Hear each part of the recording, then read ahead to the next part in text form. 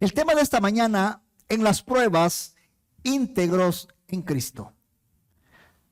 No vamos a negar que el mundo en que vivimos, mucha miseria se produce cuando las personas malas gobiernan y obviamente también lideran, mandan. Pero también por otro lado, vemos también algo muy hermoso, que resulta en mucha alegría cuando personas buenas hacen grandes cosas y gobiernan con justicia y rectitud. Ahora, no vamos a negar, amados, que todos desearíamos un mundo así.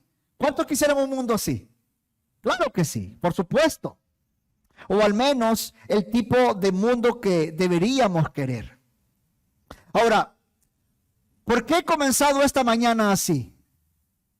¿Por qué comencé diciendo esto en este momento?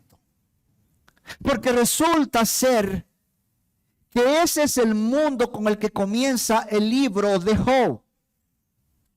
Si usted no me recuerda, al inicio, en los primeros versículos del libro de Job, específicamente en el capítulo 1, que es el cual donde vamos a estar estudiando esta mañana, el autor detalla muchos, valga la redundancia, detalles importantes. Menciona muchos detalles importantes. Por ejemplo, dice que un hombre extremadamente rico, un hombre de buen nombre, con una excelente familia, un gran empresario, un gran influyente de la sociedad. Ahora, ¿quién era Job? ¿O en qué época vivió? ¿O quién, mejor dicho, escribió el libro que lleva su nombre? Bueno, según muchos estudiosos, no se sabe a ciencia cierta, pero la mayoría de escritores, la mayoría de teólogos dicen que fue descendiente de Nacor. Nacor fue hermano de Abraham. Pero también es interesante ver detalles de este personaje, porque vivió, para muchos de ellos, vivió antes de la liberación de Israel de Egipto.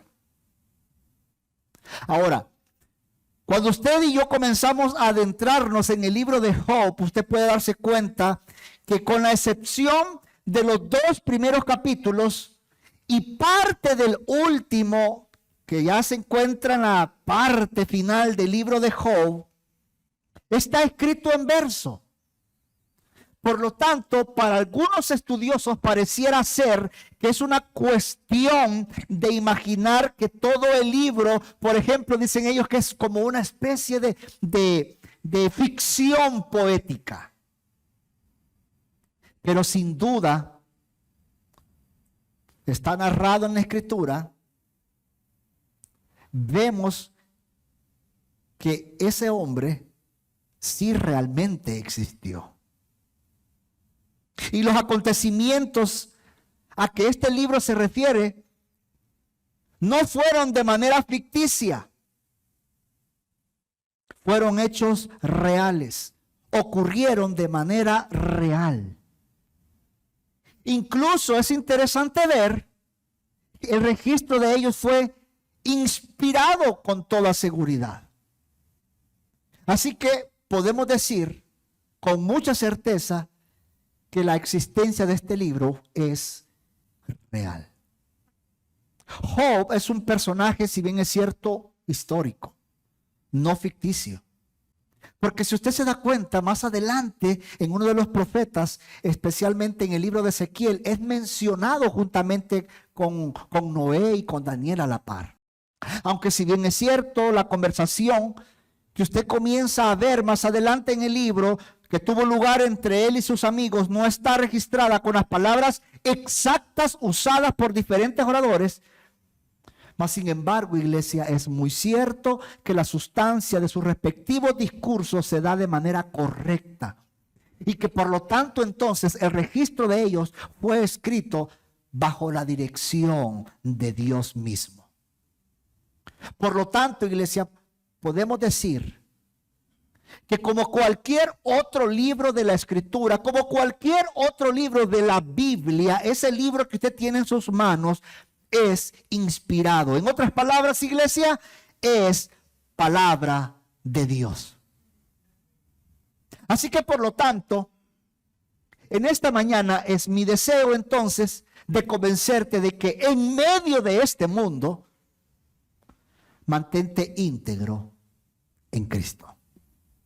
Y el pasaje que vamos a estudiar, específicamente el capítulo 1, es muy hermoso en el sentido de hacer la estructura y darnos, y él mismo arroja ciertos detalles importantes para poder tener una mejor comprensión de este capítulo 1. En primer lugar, del versículo 1 al versículo 5, vamos a ver claramente cómo el autor menciona la integridad, la piedad y prosperidad de Job. Y vamos a la Biblia, Job capítulo 1, versículo 1 al 5, y dice la palabra de Dios así.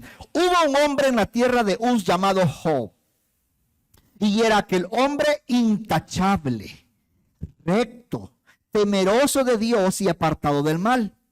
Y le nacieron 7 hijos y 3 hijas.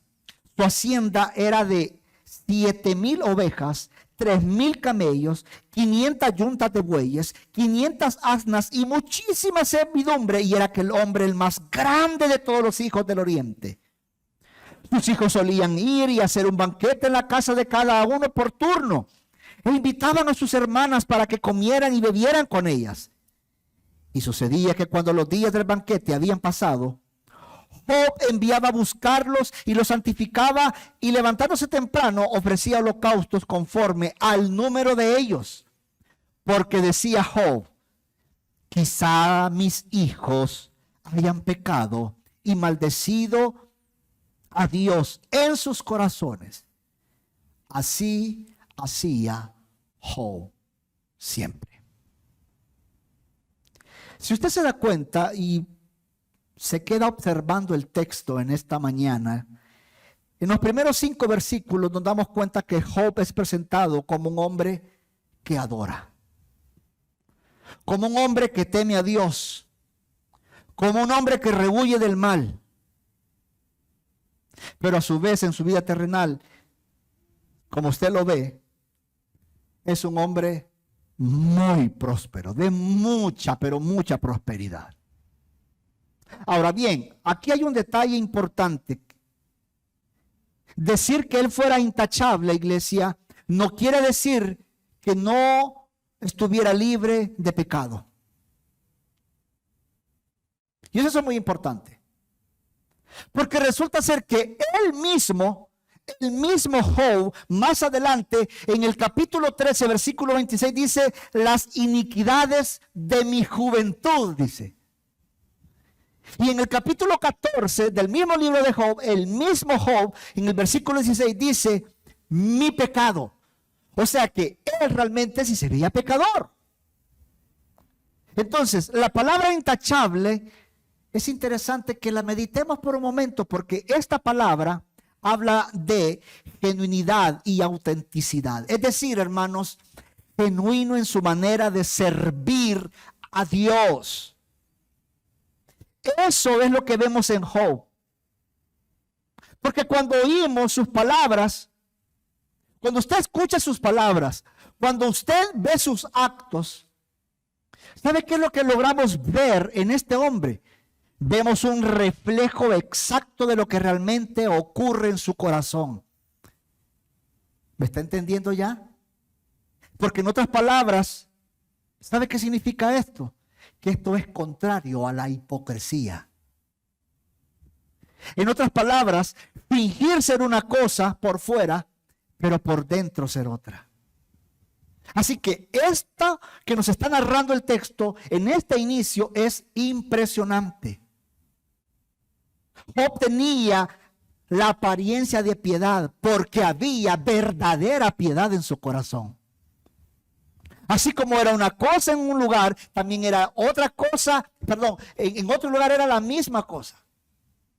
En otras palabras, podríamos decir, como se conoce, él no era un dualista. Dualista es aquel que en su trabajo es de una manera y en la iglesia es de otra manera y en la familia es de otra manera. Vive conforme a lo que está a su alrededor. Ese es ser dualista. Pero vemos claramente en este personaje llamado Job no ser así. Ahora, sigamos, porque la segunda palabra que aparece ahí, recto, es la misma, escuche, para describir a alguien totalmente íntegro. Y este se utiliza en muchos contextos relacionados con el comportamiento humano. Es interesante. Por eso que juntos proporcionan una forma de describir el elevado carácter moral que Job tenía, iglesia. En otras palabras, ¿sabe qué significa esto? Y preste mucha atención porque tú y yo aprendemos de esto muchísimo. En otras palabras, en sus relaciones humanas, Job era un hombre recto. O como decimos, un hombre correcto, cabal. Era un hombre recto. Era un hombre con el que tú podías hacer negocios y no te iba a traicionar, no te iba a dar la vuelta. Era un hombre íntegro. Luego vemos en tercer lugar, porque esto continúa, hermanos, que su carácter no solo estaba marcado por la integridad y sus relaciones, por el recto trato, por el trato ese perfecto que tenía con los demás, era recto, sino que también su religión. Y hay un detalle aquí bien interesante, que él estaba moldeado por una piedad humilde, porque el texto nos dice que era un hombre temeroso de Dios. ¿Cómo era este hombre? Temeroso de Dios. Ahora bien, fíjate esto. No sabemos cuánto sabía del Dios al que temía. Pero algo que sí podemos ver claramente, porque el texto nos lo está diciendo, es que era un hombre que tenía una reverencia espectacular, una piedad, una inclinación ante Dios que hizo el mundo, de modo que honraba a Dios todo el tiempo. Le daba gracias a Dios exclusivamente, solo a Dios. Estos detalles que estamos encontrando al inicio nos van a servir para poder entender lo que más adelante viene. Era un hombre justo, recto, temeroso, intachable, que adoraba a Dios, exclusivamente solo a Dios. Y por último, el último detalle que encontramos en estos primeros versículos, vemos a un hombre que era apartado del mal. Es decir, iglesia, que mientras recorría el camino de la vida, este hombre se mantuvo en el camino recto. Se apartó de esos caminos torcidos del pecado. Y es que, iglesia preciosa, apartarse del pecado es arrepentirse. Y es que el carácter de Job está marcado por el arrepentimiento diario. Un alejamiento habitual del mal, de sus pensamientos, de sus palabras, de sus acciones. Si vemos, iglesia, hay 4 detalles que nos es mencionado y que por lo tanto tú y yo en esta mañana debemos de tomarlo muy en cuenta, no tomarlos a la ligera. Debemos de tomarlo muy en cuenta, iglesia. ¿Y cuáles son esos, pastor? Su integridad, diga conmigo, su integridad. Su trato. Y no solo para con los que estaba ahí a la par, sino que era con todos. Con todos. No había exclusividad. Si este me miró bien, pues lo voy a tratar bien. Si este me paró la cara, pues también me importa a mí si me para la cara. Era un hombre íntegro, su trato con los demás. Y en tercer lugar, su religiosidad. Era un hombre muy religioso. Y por último, su moralidad. ¿Qué significan estas 4 cosas, iglesia? Que estas 4 cosas nos dicen no lo que Job era de vez en cuando. No lo que Job hacía de manera ocasional. No, no, no, no, no, no. No. Esto era parte de su naturaleza. En su día a día él lo vivía. Así que en estos primeros 2 versículos, si usted se da cuenta, qué tantos detalles importantes nos arroja el autor. Pero igual, continuamos porque hay que seguir. En el versículo 3, la riqueza de Job, si usted se da cuenta, se describe en términos similares utilizados para los patriarcas de aquel momento. Obviamente ahí hace mucho hincapié en los animales y en todos los siervos que tenían, ¿verdad? Por lo tanto, esto demuestra que era un hombre muy pudiente, muy ilustrado, muy conocido entre los orientales. Pero llegamos al versículo 5. El versículo 5 lo que hace es que nos revela que Job, al igual que los patriarcas, actuaba como un sacerdote de su familia. En otras palabras, iglesia amada, Job se tomaba muy en serio su obligación de sacrificar, considerándola una expiación por el pecado. Para Job esto incluía incluso los pecados del corazón. ¿Por qué? Porque el mismo texto nos dice que hacía ofrendas especiales por si sus hijos habían maldecido a Dios en secreto. Vea qué importante eso. Y aquí présteme mucha atención, porque esto último de suma importancia, tanto para usted como para mí. ¿Por qué crees que Job hacía esto? Pregunta de examen. ¿Por qué crees que Job hacía esto, iglesia? ¿Por qué? El mismo texto nos está diciendo: quizás mis hijos hayan pecado y maldecido a Dios en sus corazones.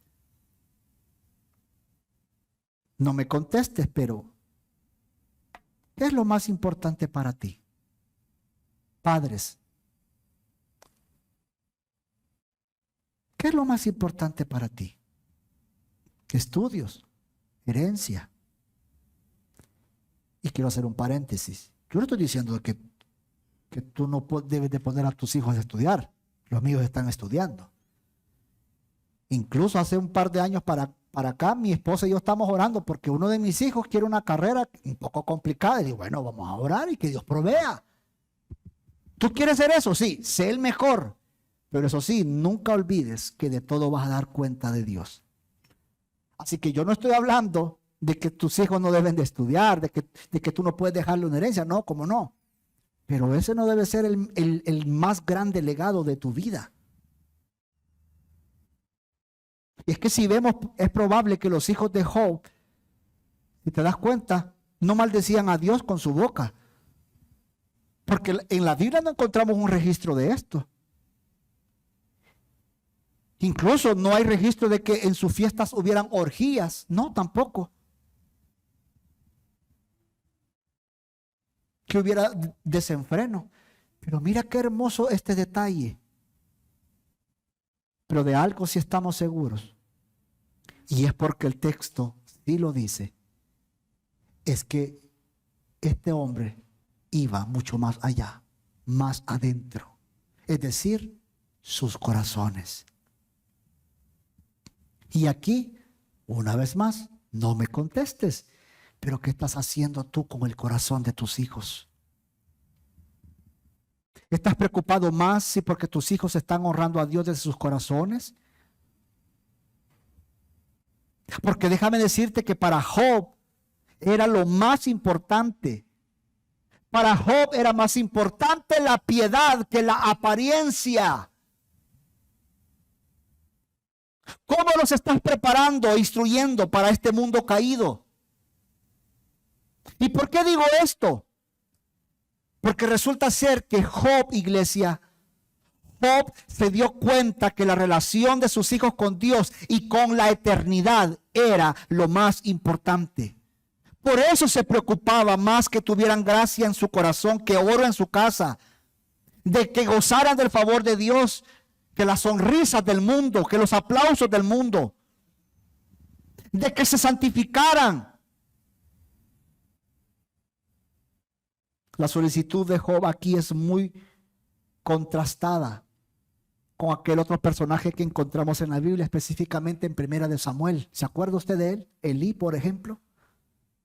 Si usted compara esa historia con esta que estamos viendo ahorita, es totalmente diferente. Y es que aquí, escúchame, padres, la responsabilidad de un padre por sus hijos no cesa con su infancia. Incluso aun cuando ya no estén protegidos por el techo de sus padres, pueden y deben ser protegidos por sus oraciones. ¿Sabes qué? Esto es bien interesante ver que Job hacía esto cada año. Cada año. Porque sabía que si sus hijos habían pecado delante de Dios, necesitaban expiación. Y esto, iglesia, esto nos dice mucho a nosotros hoy en día. Porque si bien es cierto, no necesitamos ir, no necesitamos hacer holocaustos por nuestros hijos, por nuestras familias, porque resulta ser que Cristo ya lo hizo.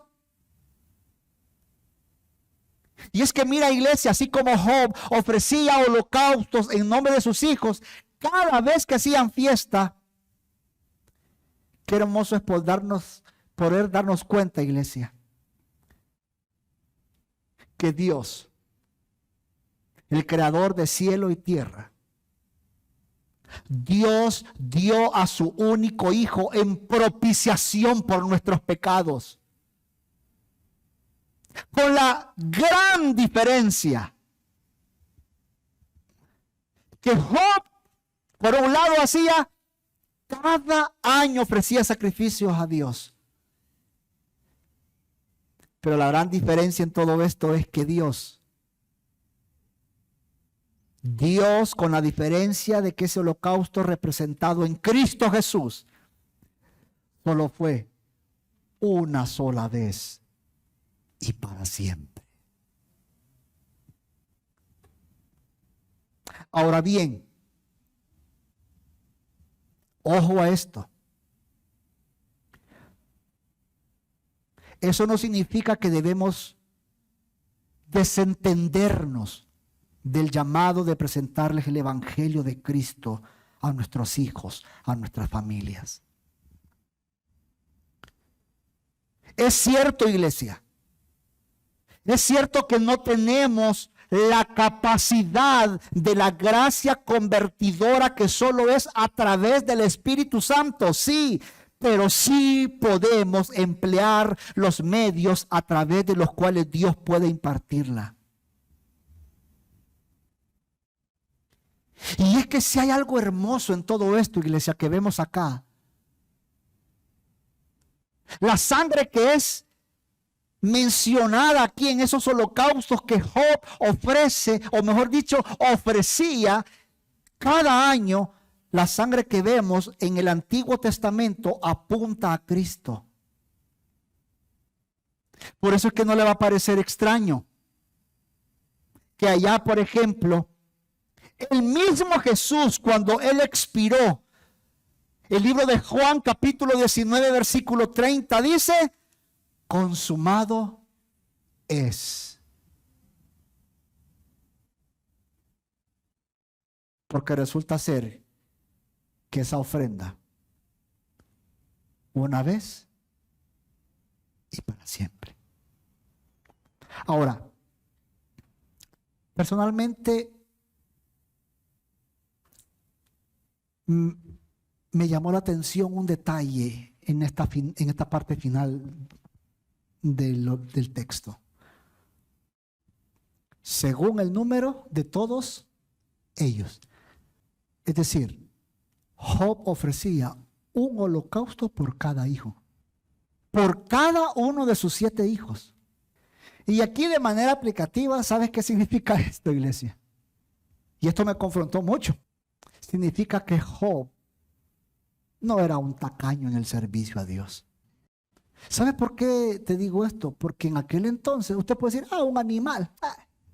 No, en aquel entonces matar un animal, bueno, de hecho, las ovejas solo lo mataban los que tenían billetillo, hermano. Los demás no. A pura guarcalchilla, a puro perico, hermano. Los que no tenían las posibilidades. Así que cuando la Biblia nos está narrando esto, wow, esto es importante. Un holocausto por cada de sus 7 hijos. ¿Sabe qué significa esto para nuestro diario vivir hoy en día como padres? Que hay que seguir orando por nuestros hijos. Si tienes 10, por los 10 ora. Y no diga, Señor, bendice a los 10 en el nombre de Jesús, amén. No, ora por cada uno de ellos.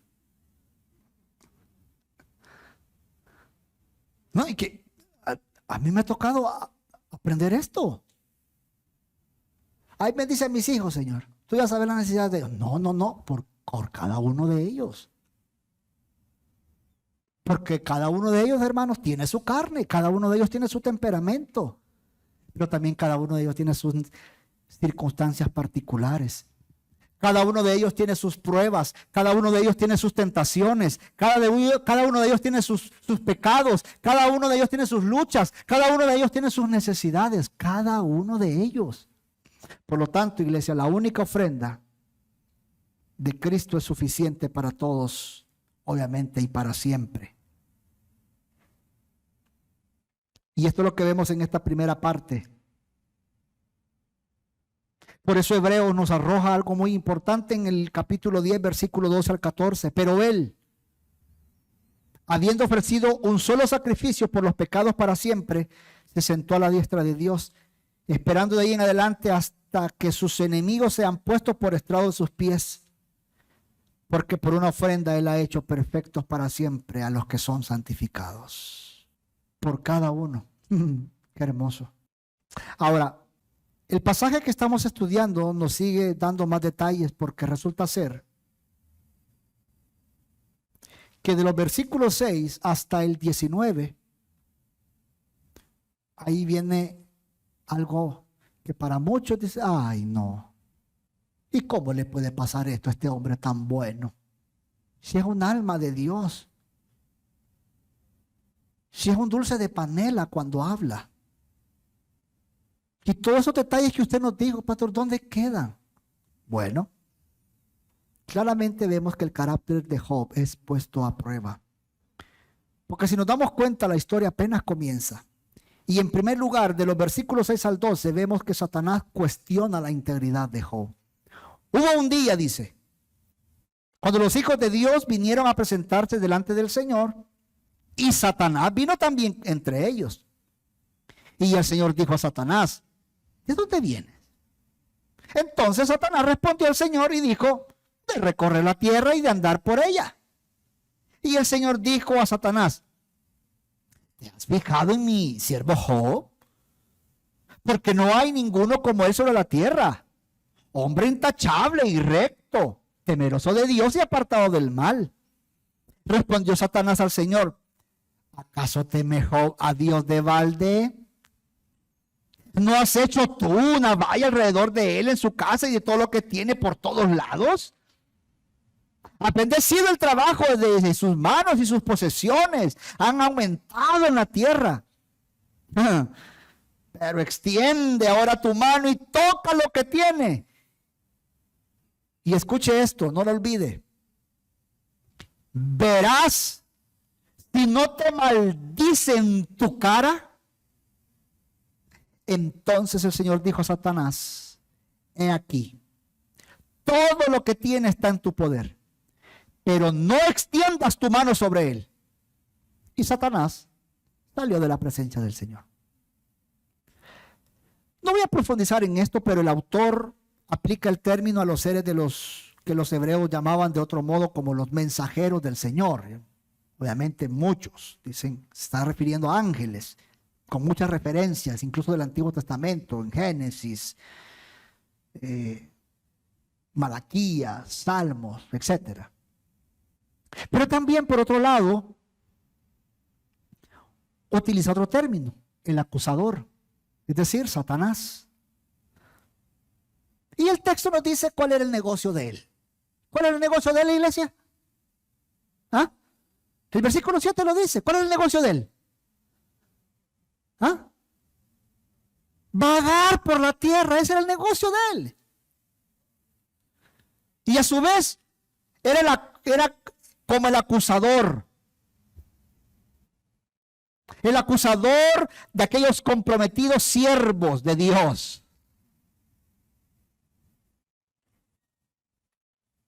Y aquí lo encontramos cuestionando el motivo de la devoción religiosa de Job. Porque el versículo 9 dice, ¿acaso teme Job a Dios de balde? Ahora, un detalle que no debemos de pasar por alto es que no es el acusador, sino el Señor, iglesia, quien inicia la prueba de Job.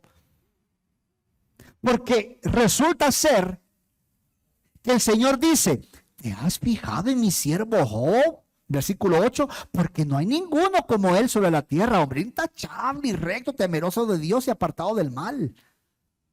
¿Sabe que esto es importante? Porque la afirmación de Dios de que Job era su siervo implica algo más que una mera servidumbre. Esto significa, iglesia, que entre Dios y Job había una relación estrecha, había una alianza.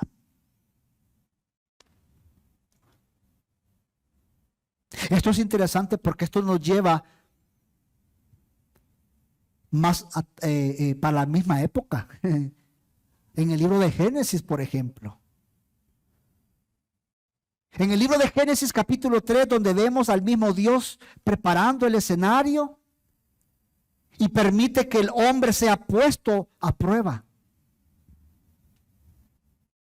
Aquí el Señor considera oportuno, una vez más, iglesia, ve oportuno utilizar medios secundarios para poder cumplir su propósito. Y ese propósito no es solo poner a prueba a Job como un fin en sí mismo, no. Sino darle a Job la oportunidad de honrar a su Señor, a quien había prometido lealtad. Y ya lo vamos a ver más adelante. Ahora bien, el acusador, si usted se da cuenta, metámonos en esta historia porque es interesante. El acusador lo que viene a hacer es que insinúa que la lealtad de Job es hipócrita. Y lo vemos en el versículo 9. Porque le menciona, tú has puesto una valla ahí, un cerco protector, tú lo has colocado ahí, por eso es que Job, claro. Quítale todo eso y vamos a ver si no te maldice en tu cara. Quítale todo eso y vas a ver si no te grita en tu cara. Si usted se da cuenta, iglesia, el ataque, escuche, es contra Dios a través de Job. Y la única manera de demostrar la falsedad del acusador es a través de Job. Así que Satanás, podemos decir que se le da un acceso limitado, pero obviamente muy creciente en la vida de Job. Porque vemos claramente que primero toma sus posesiones, luego su familia y finalmente su bienestar físico. El propósito primero del sufrimiento de Job, obviamente desconocido por él, para él obviamente, porque si usted se da cuenta, si usted lee todo el libro de Job, al final termina y nunca supo, ¿no? era que presentara ante los hombres y los ángeles como un triunfo del poder salvador de Dios. En otras palabras, iglesia, ¿sabe qué es lo que vemos acá? Una exhibición de esa sabiduría divina que es el modelo, la fuente y el fundamento de la verdadera sabiduría humana, es decir, Dios. Y esto me recuerda a lo que, por ejemplo, más adelante, años más adelante, lo que le sucedió a uno de los discípulos de Jesús. ¿Recuerda usted a Pedro? ¿Recuerda usted allá cuando Jesús en Lucas capítulo 22 le dijo que Satanás lo había pedido para ser zarandeado? ¿Se acuerda usted de eso? Pues esto último del versículo 12 que estamos viendo en Job nos deja una preciosa enseñanza. ¿Y cuál es, pastor? Y es que ser echado en el horno no es para ser consumido, sino para ser probado y purificado. ¿Y por qué digo esto? Porque si nos damos cuenta, el mismo Job en el capítulo 23 dice, versículo 10, pero él sabe el camino que tomo. Cuando me haya probado, saldré como ¿qué? Como el oro. Es cierto, no lo comprendió en ese momento, obviamente. Y es que, iglesia, los creyentes a menudo ignoran la causa y el objeto de sus pruebas. El corazón de Dios siempre está con sus hijos, aun cuando su mano parezca estar contra él. A veces sus hijos pareciera ser que están abandonados por él durante mucho tiempo. Pero déjame decirte, iglesia, que eso no es así. Él siempre está allí. Él siempre ha estado ahí, está ahí y estará ahí. Por lo tanto, no reniegues, gózate en medio de lo que puedas estar pasando. Mejor dile en oraciones que tu fe no falte. Qué interesante es poder ver que la misma lógica está presente cuando Pedro escribe a los cristianos que soportan pruebas y sufrimientos. Habéis sido afligidos por diversas pruebas. Hay una razón. ¿Y cuál es la razón, pastor? Para que la autenticidad probada de vuestra fe, más preciosa que el oro, que perece aunque se prueba con fuego, sea hallada en qué? Para alabanza, para gloria y honra en la revelación de Jesucristo. Iglesia, cuando Jesús regrese, escucha, cuando Jesús regrese, el hecho de que un cristiano haya seguido confiando y creyendo a pesar de todo, a pesar de que haya sufrido duras pruebas, demostrará al mundo que ese que creyó considera a Dios digno de adoración por el mero hecho de ser Dios. Iglesia, Dios será alabado, su gloria será adorada, su honor será visto por el mundo, porque resulta ser que hombres y mujeres cristianos han continuado adorándolo aun cuando todo haya sido quitado.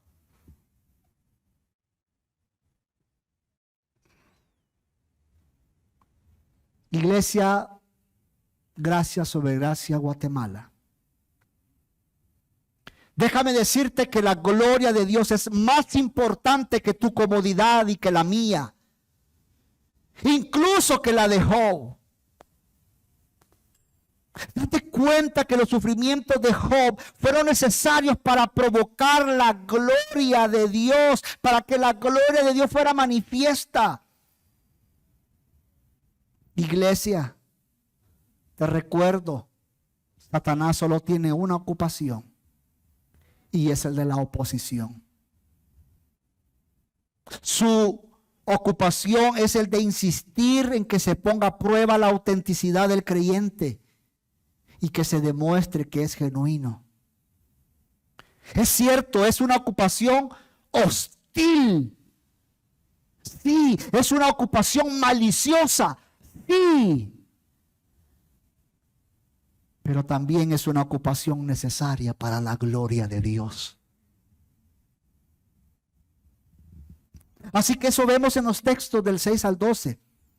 ¿Qué vemos del 13 al 19? Bueno, vemos la integridad de Job ante las pérdidas materiales y familiares. Sigamos leyendo. Y aconteció que un día en que sus hijos y sus hijas estaban comiendo y bebiendo vino en la casa del hermano mayor, vino un mensajero a Job y dijo: los bueyes estaban arando y las asnas paciendo junto a ellos.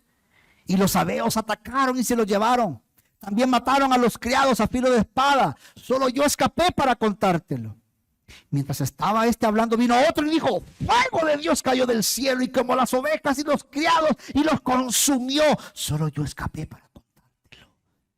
Mientras estaba hablando, vino otro y dijo: los caldeos fueron, tomaron 3 cuadrillas, atacaron a los camellos, se los llevaron y mataron a los criados a filo de espada.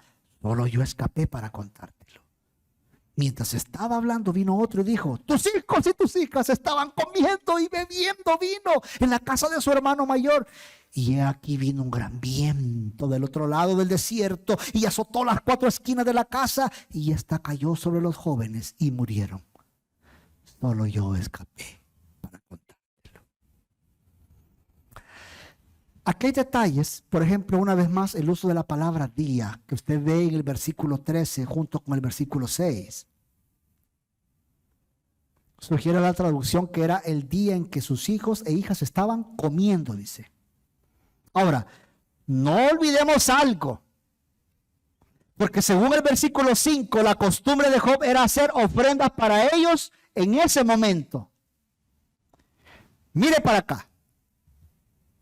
Pues resulta ser que ese mismo día, en ese mismo momento, en el que él hizo estas ofrendas, tuvo lugar esta desgracia. Qué desgracia, saliendo del culto y me chocan el carro.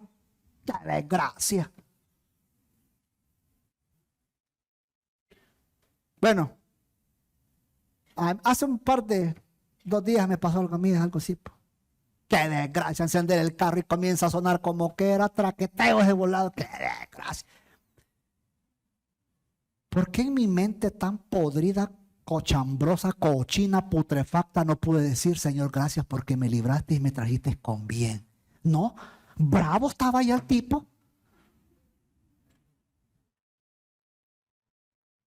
¡Qué desgracia, Señor!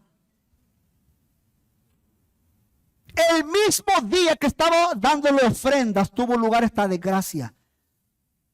La llegada de los mensajeros de la desgracia, uno tras otro. Usted lo puede ver, versículo 14, 16, 17, 18. Uno tras otro. Todo el mismo día, iglesia. Todo. Todas estas noticias, obviamente muy devastadoras para Job, por supuesto. En un día, iglesia, por favor escuche, no pierda de vista lo que comenzamos diciendo. En un día Job llegó de ser o pasó de ser esos hombres más influyentes de la sociedad a ser el hombre más desgraciado. Después de ser el padre más feliz, el padre más infeliz. Puede ser el tipo más rico del oriente, el tipo más acabado del oriente.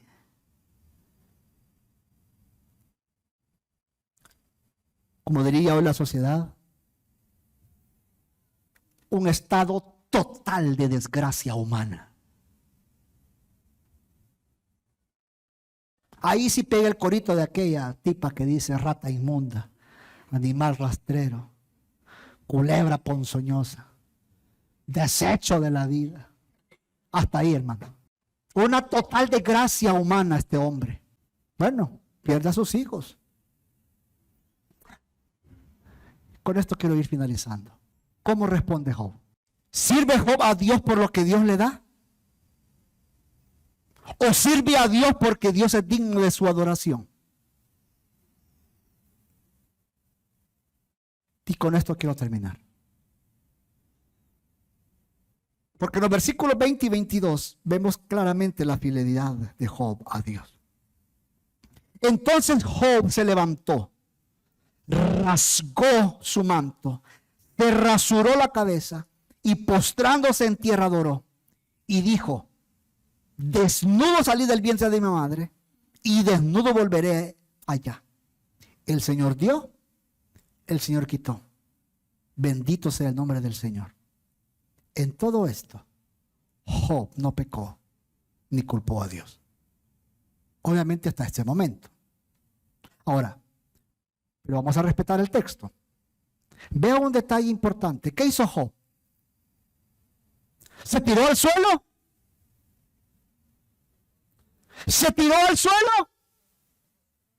¿Comenzó a patalear? No. Dice la Biblia que en adoración al Dios que conoce y ama, en silencio, dice, con dignidad y moderación, Job adora a Dios exclusivamente. Iglesia, Job no es que fuera insensible para sentir dolor, para nada, iglesia. Ni mucho menos orgulloso para reconocerlo. Y es que cuando Dios nos aflige, es para afligirnos a nosotros mismos, como dice Jeremías 3. Y aquí escucha algo muy hermoso, porque resulta ser que la gracia de Cristo Jesús nos enseña no a estar sin tristeza, sino a calmar y a unir a ella arrepentimiento y sumisión, fe y esperanza.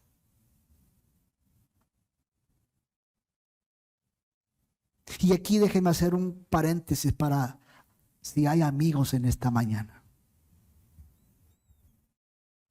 No hay acciones, no hay sacrificios que de manera propia tú puedas hacer delante de Dios. Porque déjame decirte que estás muerto espiritualmente. Nada te puede salvar de esa muerte eterna que mereces debido a tu condición de pecado. Porque eres pecador. Pero también hay una buena noticia. ¿Cuál? Que ya Cristo lo hizo todo. ¿Y qué necesito hacer, pastor? Creer en fe nada más. Y venir en arrepentimiento a Él. Solo eso. Solo eso. Creer que tú necesitas un Salvador. Y venir en arrepentimiento a Él. Y para nosotros, iglesia, hermoso ejemplo de piedad aprendemos hoy. Porque ¿sabes qué vemos aquí? Que Job alabó a Dios y reconoció su soberanía. Él no solo la conocía por concepto. No. Recuerde que era algo que él experimentaba todos los días de su vida. Muchos nos llenamos la boca diciendo, no, sí, la soberanía de Dios, que sí, Él hace las cosas cuando quiere, como quiere. Pero cuando lo estamos viviendo, es una cosa totalmente diferente. Pues resulta ser que aquí vemos que Job alabó a Dios y reconoció su soberanía. Porque, fíjate el detalle que te mencioné anteriormente, porque en vez de maldecir a Dios, Job adora su justicia, su bondad y santidad. Y es que, iglesia amada, las aflicciones acercan a un hombre piadoso a Dios en lugar de alejarlo de Él. Por eso es que la mejor manera de soportar y ser beneficiado por las pruebas es llevarlas a Dios. Iglesia, gracia sobre gracia, Guatemala, bendito es el problema que nos pone de rodillas. Porque la fe calma el espíritu abatido, conduciéndolo a un Dios en Cristo Jesús. Iglesia, Job abrió su boca, pero no como Satanás le había dicho a Dios que iba a maldecirlo en su cara. No, Job no lo hizo de esa manera. Satanás esperaba que lo hiciera, pero no lo hizo. Job reconoce que nada es de él. Y es que, iglesia amada, nada es nuestro. Por eso es interesante ver que siglos más adelante, un personaje llamado Pablo, el apóstol Pablo, nos recuerda lo siguiente en 1 Timoteo capítulo 6, versículo 7. Porque nada hemos traído al mundo, así que nada podemos sacar de él. ¿Sabes qué significa esto, iglesia? Por favor, préstame tus oídos. ¿Sabes qué significa esto? Que la gracia de mi Señor y Salvador Jesucristo, la gracia es la única riqueza que podemos llevarnos del mundo con nosotros. Ahora bien, hay un detalle importante que debemos tomar en cuenta acá. Job, como lo vemos en el texto, no maldice a Dios. Como ya lo dije, algo que Satanás esperaba. Pero Job hizo todo lo contrario. ¿Qué hizo Job? Bendijo a Dios. Y es que, iglesia, cuando tú y yo entendemos la gracia de Dios en cualquier circunstancia, la gracia de Dios no nos hará maldecir, sino todo lo contrario.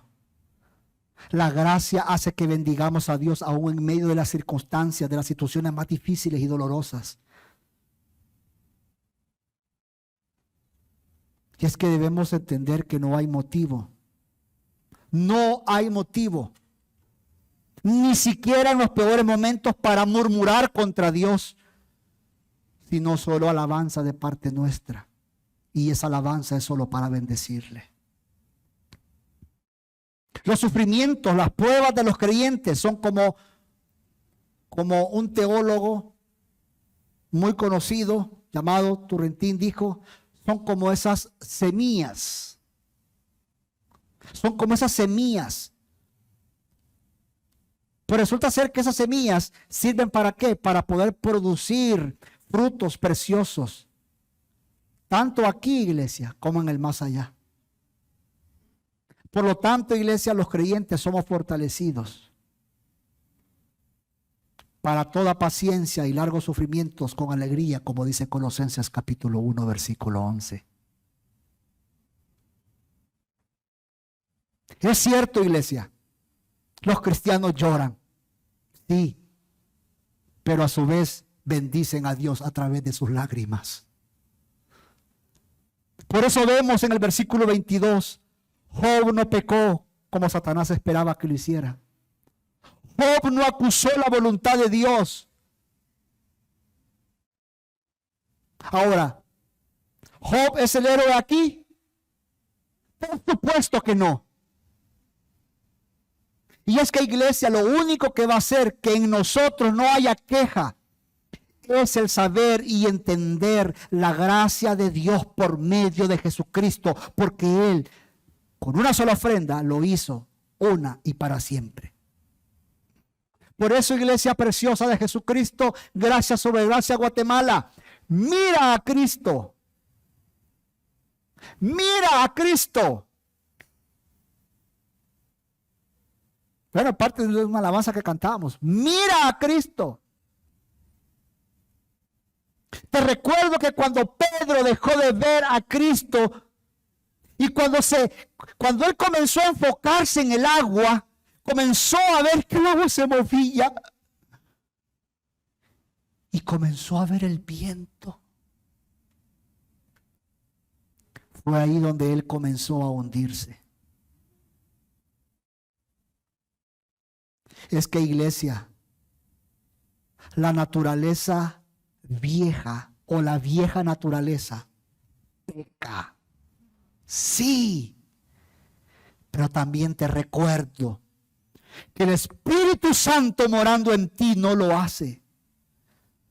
¿Sentimos? Sí. ¿Nos afligimos? También. Pero la gracia de Dios es suficiente porque ella hace que no me turbe por nada, que tú no te turbes por nada. Por eso, iglesia, cuídate. Cuídate de tener pensamientos deshonrosos. Cuídate de pronunciar palabras murmuradoras contra Él. Porque resulta ser que murmurar contra los tratos de Dios es tan tonto como perverso. Malinterpretar el carácter y la conducta de Dios es el gran pecado contra el cual hay que guardarse bajo las duras pruebas. Cuídate, iglesia preciosa de Jesucristo.